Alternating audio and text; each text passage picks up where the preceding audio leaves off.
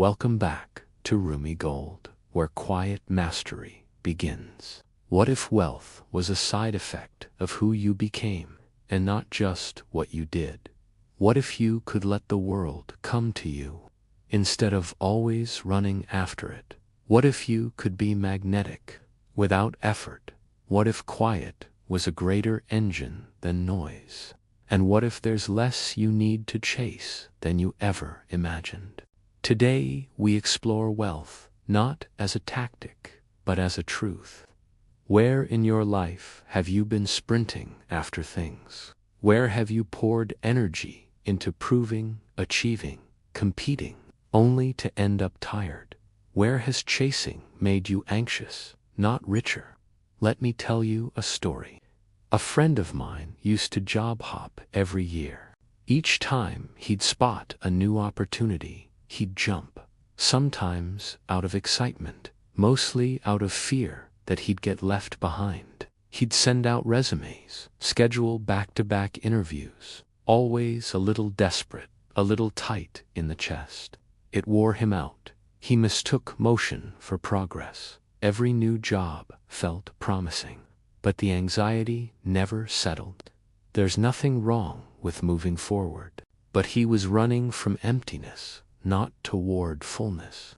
That's what chasing feels like: exhausting, hollow, never enough. Then he did something different. He stopped running and started tending quietly to his craft. He went home on time, slept more, stayed with his work, not performing, just doing it honestly. He grew steadier. People started noticing.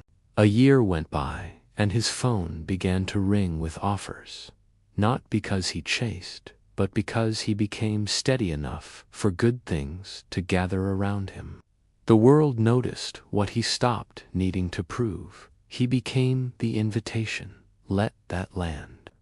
Maybe you felt it in relationships. When you stop scripting what to say, somehow connection finds you. Or with money. When you get still and resourceful, options often reveal themselves. The less desperation, the more gravity. There's something here. Stay with it. This isn't about motivation. No hype. Just a new way of seeing what you already sense. Today, I'll share 3 quiet rituals you can use in the next 30 days. Simple, not dramatic.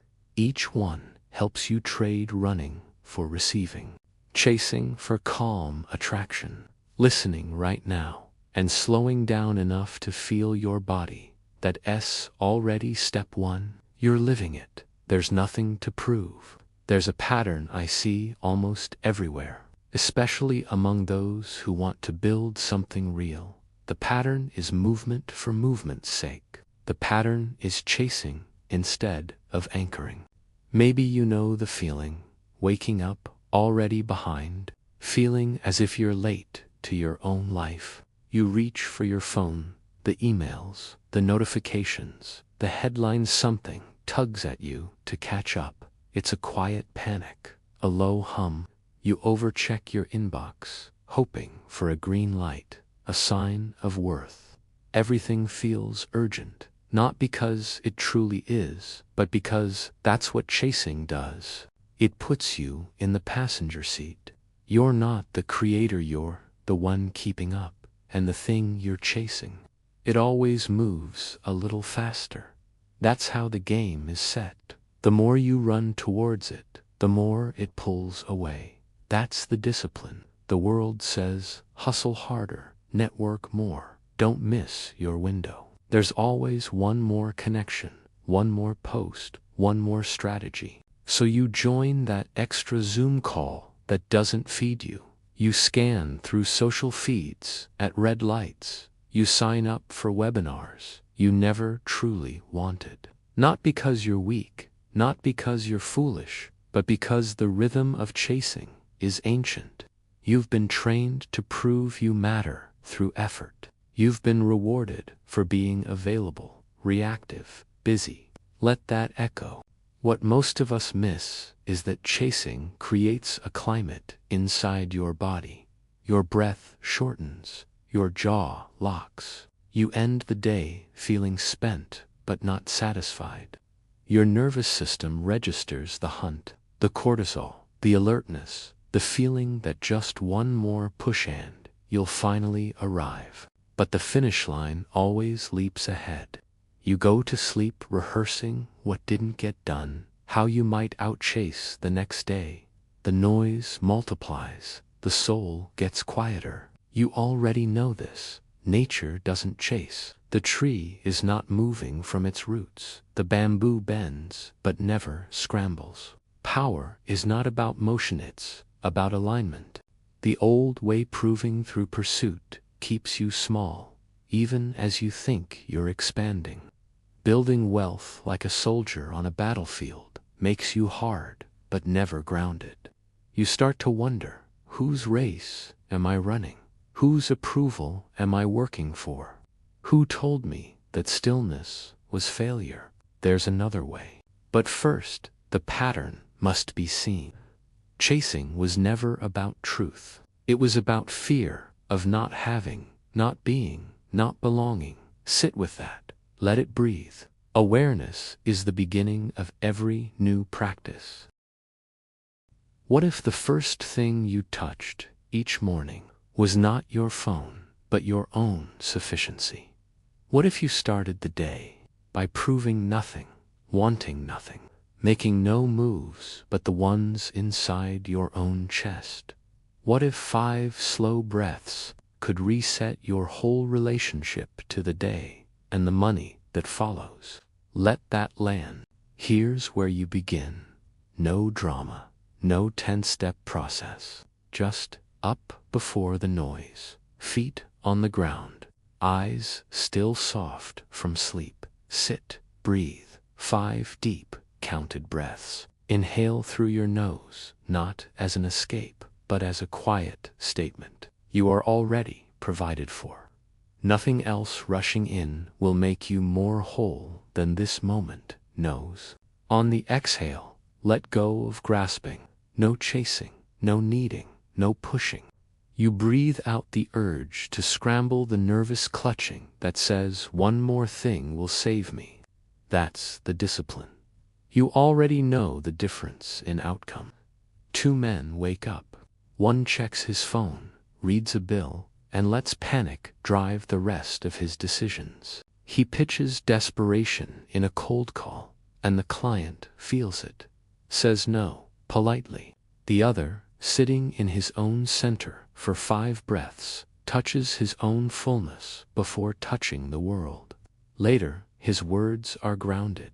His offer lands. That's not a business hack. It's nervous system sufficiency. It is not about grand gestures. 5 breaths with meaning can shift the field.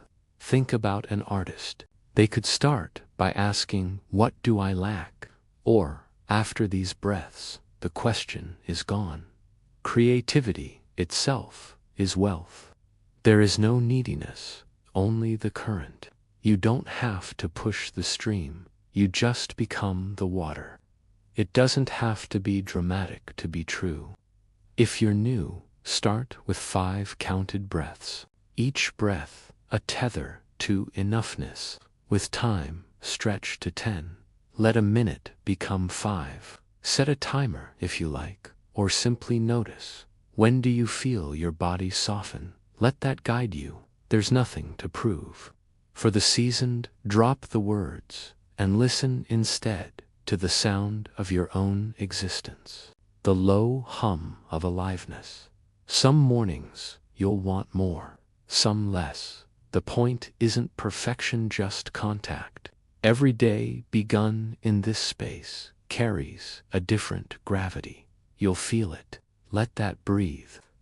Changing the words you use about money isn't feel-good fluff. It is discipline.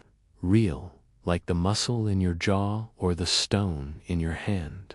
It starts simple, almost boring, but that is how reality changes. One daily word at a time. Next time you talk about money, pause, listen.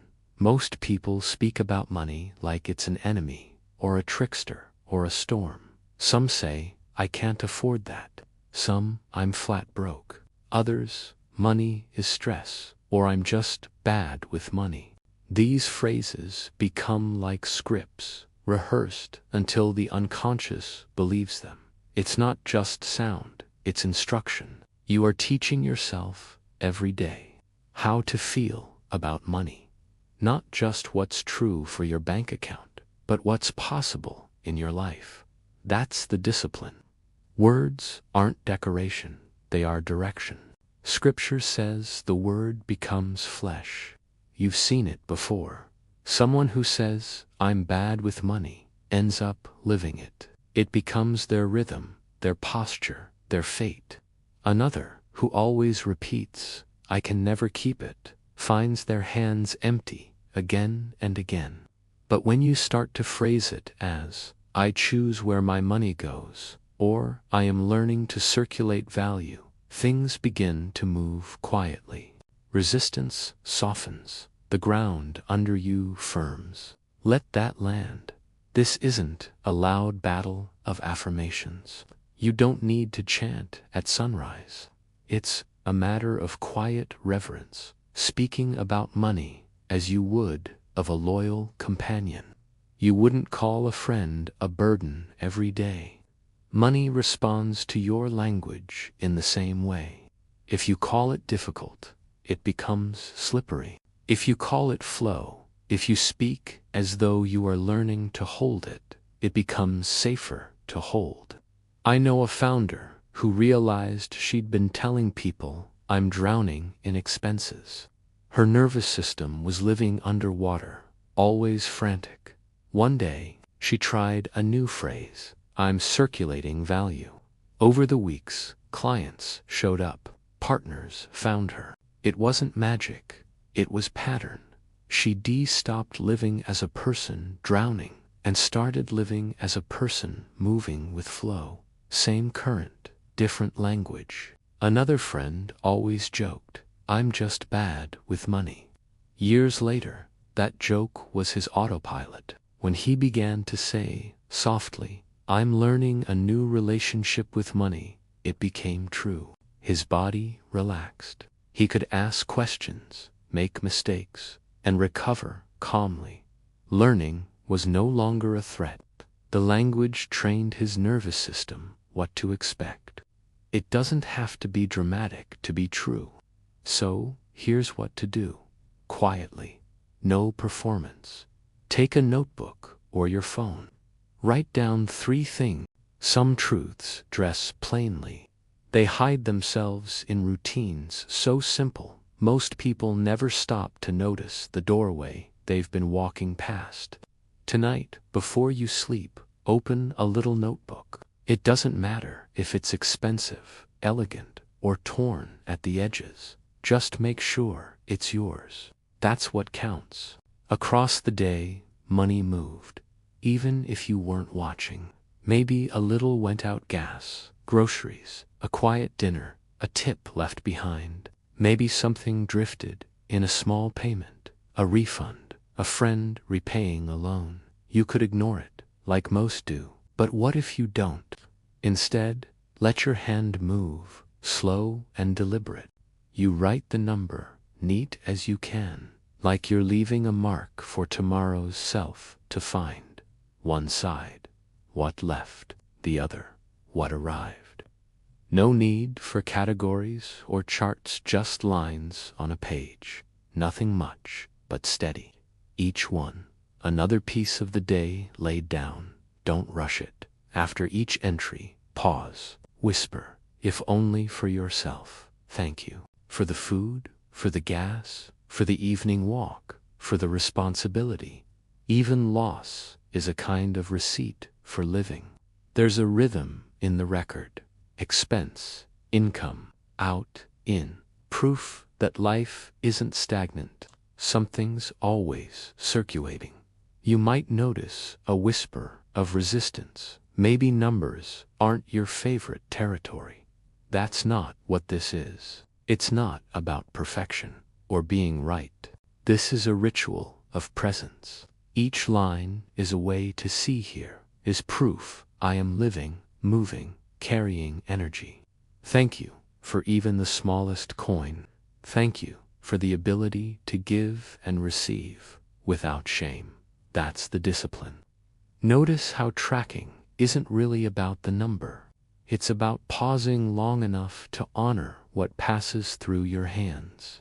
Imagine spending $40 on dinner and saying quietly, "Thank you for nourishment, for soil, for rain, for the cook's patient hands." Or someone pays you $20 unexpectedly and you breathe, "Thank you for being seen and valued."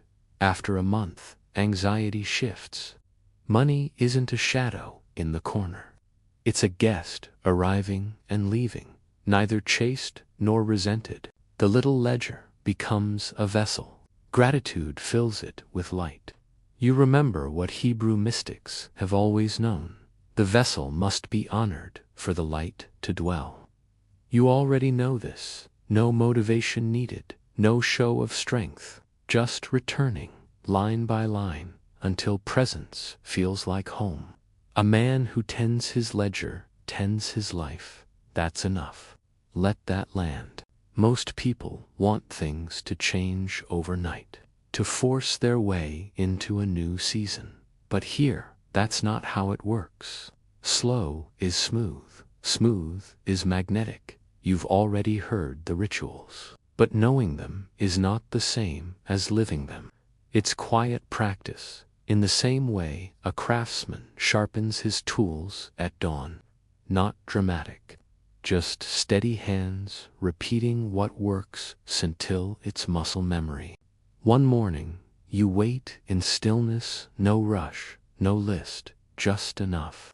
Another day, maybe you speak to your money the way you'd speak to a friend returning home, no blame, no chasing. Some evenings, you find yourself picking up that ledger, not to judge, but to welcome everything back into the circle.